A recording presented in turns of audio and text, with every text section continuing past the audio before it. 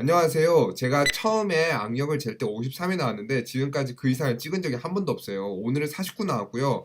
쉬어주면 올라간다고 하는데 이게 정상인 건가요? 너무 불안하네요. 자, 악력에 대한 포인트를 제가 짚어줄 테니까 오늘 악력 한 번에 정리하고 가자고요. 자, 보세요. 자, 악력이라고 하는 게 결국에 선생님들 잘 보세요.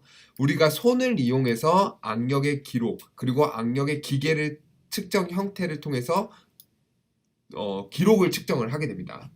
근데 우리가 이 손을 결국에 움직여서 기록을 측정을 하게 되는데 이 손과 악력에서 쓰이는 근육들을 저희가 체크를 해볼게요. 일단 팔, 전완근과 2두와 3두 그리고 어깨가 있죠. 그리고 제가 가슴이랑 등에 대한 얘기를 한 게 전면에서는 가슴과 그리고 후면에서는 등의 힘을 사용해서 우리가 전체 악력에 필요한 힘을 사용하게 되는 거예요. 이렇게요.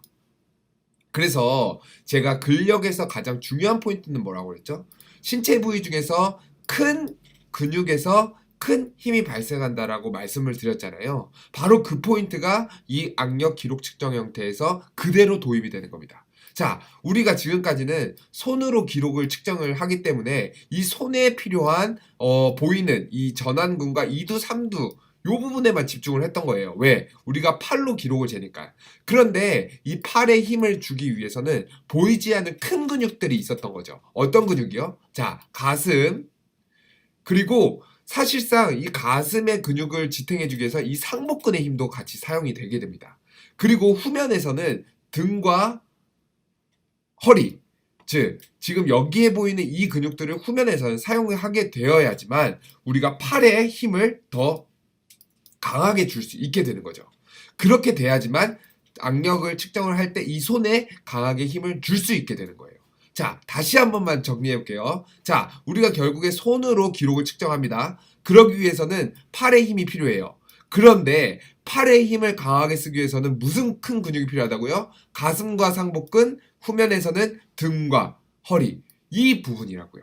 그래서 제가 강의 때도 설명을 해드렸지만 악력을 할 때 우리가 등과 가슴에 집중을 해야 된다는 부분은 좀 더 팔의 힘을 강하게 주기 위해서이고요. 팔의 힘을 강하게 준다라고 하는 것은 우리가 악력을 측정할 때 손의 힘을 강하게 준다라고 이야기하는 것과 일맥상통합니다.